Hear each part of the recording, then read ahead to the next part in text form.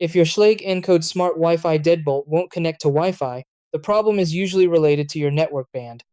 These smart locks only support 2.4 GHz Wi-Fi, while many modern routers prioritize faster 5 GHz or combined networks that the lock cannot recognize. When the correct band isn't available or the signal is weak, the lock may fail during setup or show a connection error. By adjusting a few router settings and reconnecting through the Schlage Home app, you can usually restore a stable connection quickly. Step 1. Log into your router settings and enable a separate 2.4 GHz Wi-Fi network with its own name. Step 2. Make sure your phone is connected to the same 2.4 GHz network before starting setup.